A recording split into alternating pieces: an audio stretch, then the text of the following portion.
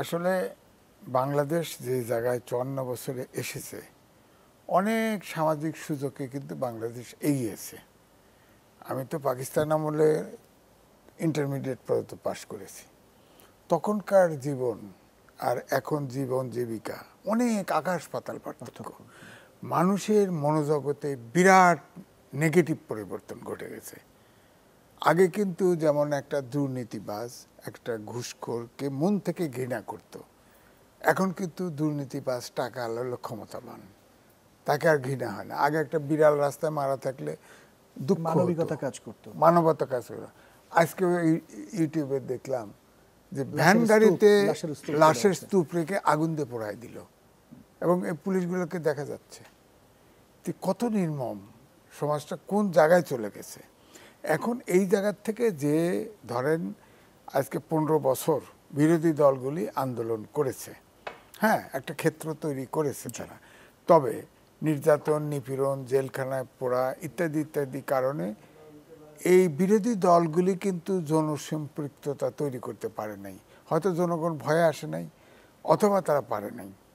কারণ হচ্ছে যে রাজনীতি তো পিছাচ্ছে, আগাচ্ছে না। তো মানুষ তো হতাশ যে এই রাজনীতির পেছনে যে যাব, আমি কেন জীবনটা দেব। কিন্তু যখন ছাত্ররা আপনার কোঠার একটা ছোট্ট দাবি নিয়ে মাঠে নামলো, জাস্ট সরকারের মানে অহমিকার কারণে, মানে দাম্ভিকতার কারণে, এটা আলটিমেটলি কিন্তু বৈষম্য, এক দফা আন্দোলন, বৈষম্য এক দফা আন্দোলন। তখন যখন ছাত্ররা অকাতরে জীবন দিতে গেল, দেখা গেল যে ছেলেটি মারা গেছে তার মা, তার বাবা নামছে, তার সাথে তার আত্মীয় স্বজন নামছে, এই করে করে আসলে জনসম্পর্ক তৈরি হয়ে গেল। এবং সেই সাথে বিরোধী দলগুলো কিন্তু সবাই সাহায্য করেছে, এই আন্দোলনে যুক্ত হয়েছে। এবং জনসম্পর্ক, এই জন্যই এখন বলা হয় ছাত্র জনতা আন্দোলন। সেক্ষেত্রে এখন এইটাই আমি বলছি যে তাদের যে মূলটা দাবি ছিল শেষ পর্যন্ত, যে বৈষম্য বলতে কিন্তু এই টাকার পরিসংখ্যান ব্যুরোর হিসেবটা, যে বৈষম্য ৫% লোকের হাতে ৪১% অর্থ সম্পদ, আর নিচের ৫% 0.31%, এই বৈষম্য সর্বক্ষেত্রে, জীবন জীবিকার সর্বক্ষেত্রে তারা বৈষম্যহীন সমাজ চেয়েছে। অর্থাৎ একটা মানবিক সমাজ চেয়েছে, যেখানে আইনের শাসন থাকবে, সুশাসন থাকবে।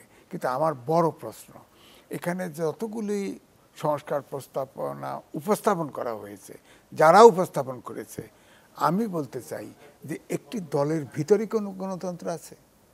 গণতন্ত্র যদি না থাকে, মানবিক দেশ হবে না, বাংলাদেশ হবে না, শোষণবিহীন বঞ্চনাবিহীন দেশ হবে না। অমর্ত্য সেন বলেছে যে দেশে যে কোনো কারণেই হোক কথা বলার সুযোগ নাই, সে দেশকে গণতান্ত্রিক বলা যায় না। তা আমাদের দেশে তো তাই ছিল, এবং ধীরে ধীরে আরো শক্ত হচ্ছে। এটা তৈরি করেছে কিন্তু আমাদের সংবিধান। কারণ সংবিধানে যিনি প্রধানমন্ত্রী হন, তিনি সর্বময় ক্ষমতার অধিকারী হন। আমি লিখেছি, সে সংবিধানই তাকে স্বৈরাচার বানায়।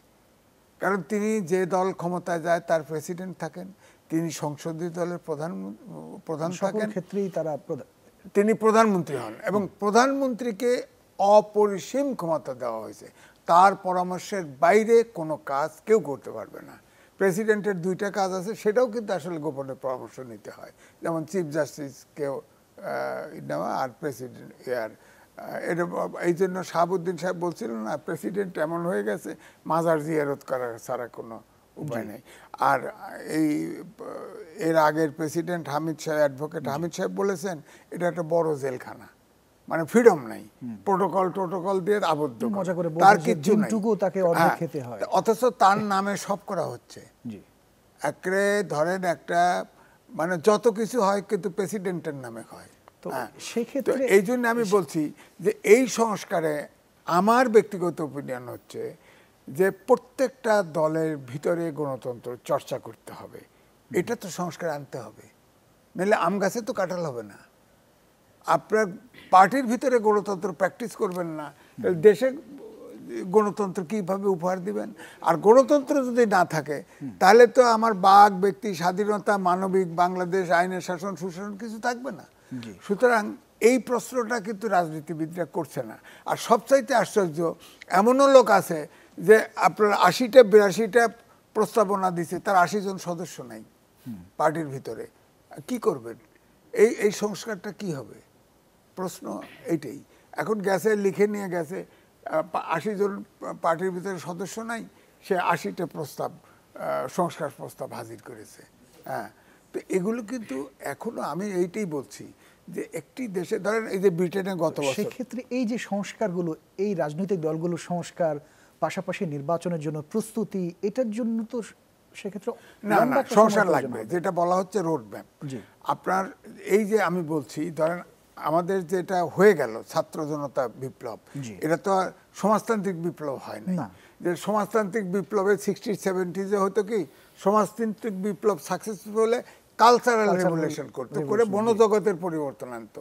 তা আমাদের তো গণতান্ত্রিক সিস্টেমে তো দীর্ঘ প্রক্রিয়ায় মনোজগতের পরিবর্তন আনতে হবে, তাই না? তার জন্য তো একটা গণতান্ত্রিক কালচার, মানবিক বাংলাদেশের যাত্রা শুরু করতে হবে। এর জন্যেই আপনাকে পার্টির মধ্যে গণতন্ত্র আনতে হবে।